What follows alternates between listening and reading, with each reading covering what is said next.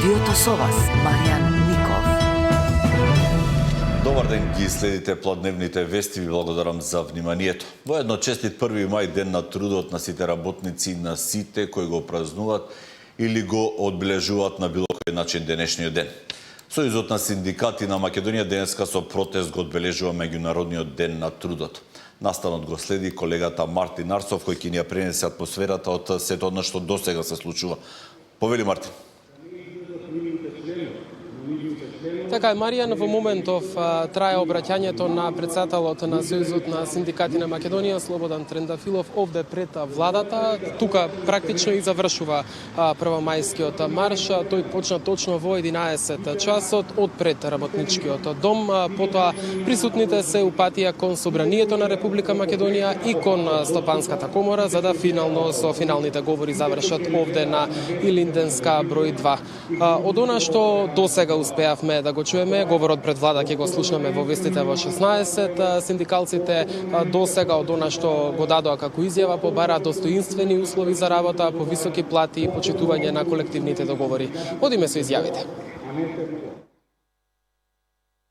Многу работници денеска и покрај тоа што не се задоволни од нивните плати, се плашат да се придружат на протестите затоа што сметаат дека протестите се насочени кон некој. Денеска е 1 мај, денот кога работниците уште во далечната 1886 година излегле на улица и по цена на своите животи за да ги заштитат своите работнички права, за да го скратат работниот ден од 12 часа на 8 и за да протестираат. Денеска ние сме дел од светското синдикално движење, каде што секаде луѓето излегуваат да протестираат и да го одбележат 1 мај на таков начин. За жал, денеска имаме и квази синдикати кои сметаат дека не треба да се протестира, кои сметаат дека нивното членство е задоволно и кои сметаат дека 1 мај е за луксус во скап хотел на скапа конференција. Треба да се бориме уште пожестоко, треба да се бориме уште повеќе, затоа што платите се ниски. Денеска, за жал, 260.000 работници живеат со плата под 600 евра, а денеска, за жал, неколку илјада луѓе сме тука на протест на 1 мај.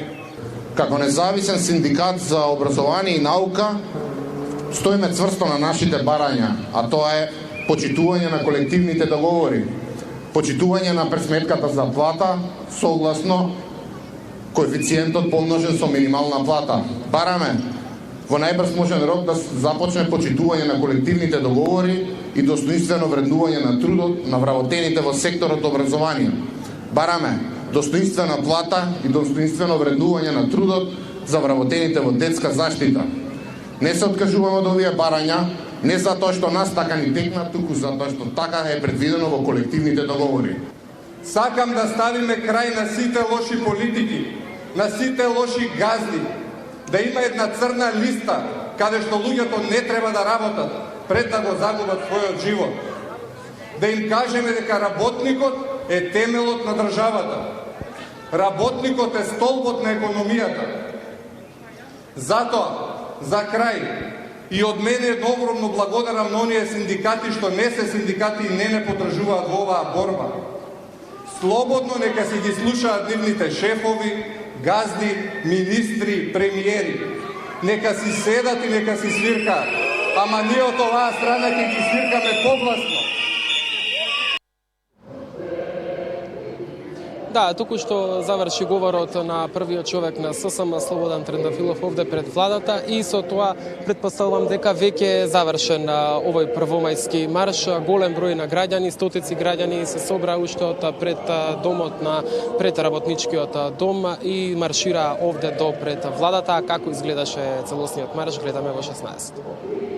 Благодарам, Мартин, за и секако за следењето на овој настан за изјавите, а потсетување уште еднаш секако видовме дека протестот завршува, но тоа не значи дека се уште еден дел од времето во Скопје, во централното градско подречје, ќе има и времен режим на сообраќај.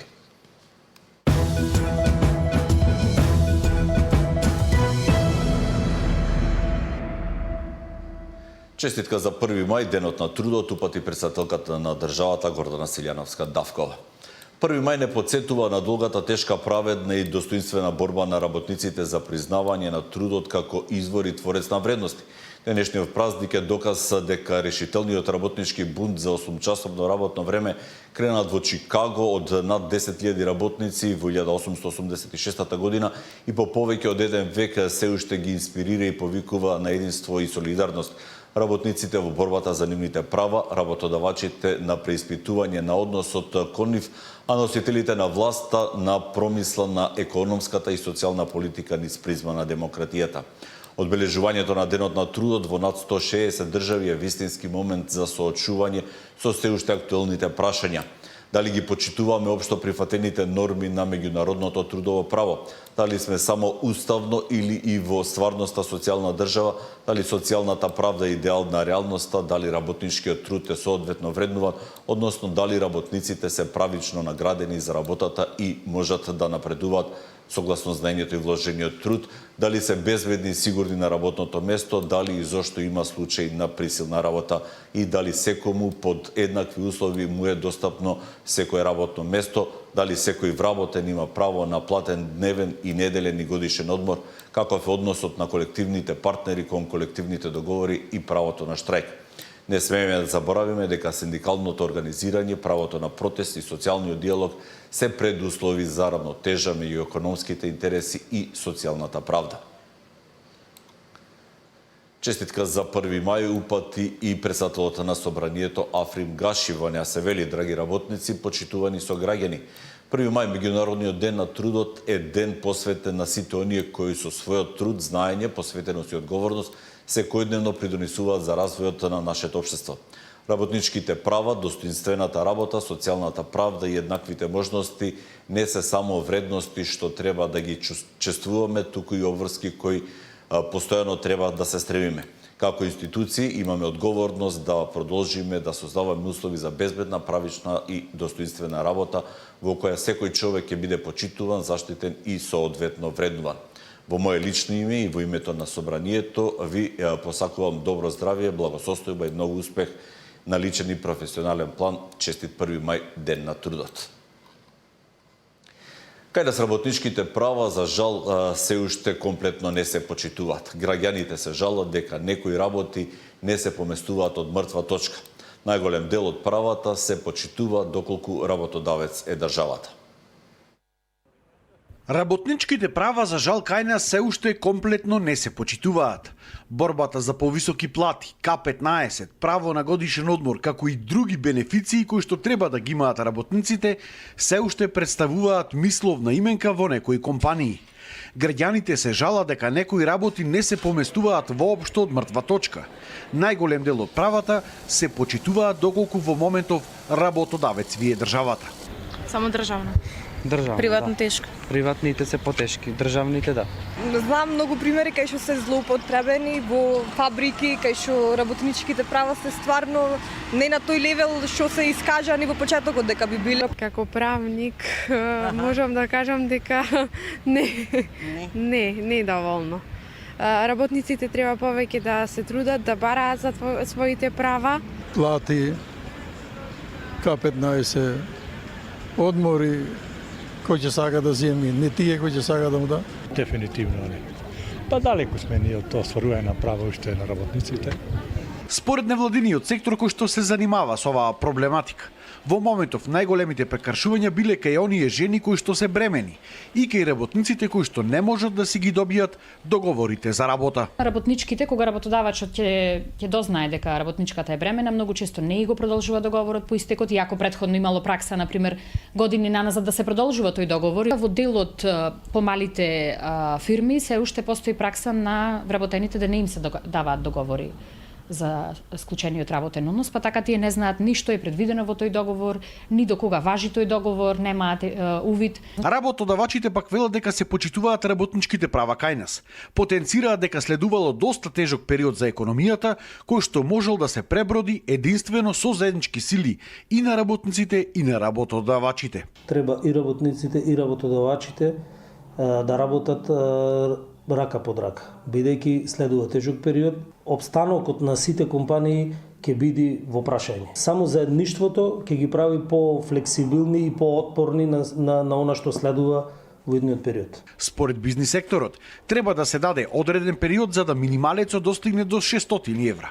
Затоа што ако тоа се направило веднаш, ќе значило отпуштање на дел од вработените, како и затворање на некои помали компании кај нас. За Сител, Дарко Штарговски.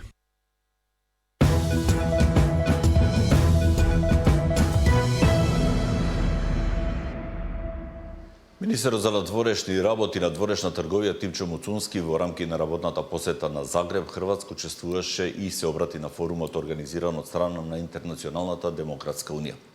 Во своето обраќање, министерот Муцунски истакна дека државата презема конкретни чекори и испорачува резултати и на домашен и на меѓународен план. При тоа тој потенцираше дека него прифаќа наративот на жртва, иако како што посочи државата во континуитет се соочува со процес на билатерализација, изразувајќи очекувања дека со формирањето на бугарска влада ќе се создаде нов импулс за придвижување напред. Во однос на европската интеграција, министерот нагласи дека поддршката од одделни земји членки е значајна, но дека е потребен усогласен пристап од сите држави членки на Европската унија. Тој посочи дека очекува таквиот пристап да биде заеднички и координиран, наведувајќи ја Хрватска како принципиелен поддржувач на процесот. Министерот нагласи дека не е можен индивидуален одговор на големите кризи кои влијаат врз сите, туку е неопходен заеднички пристап.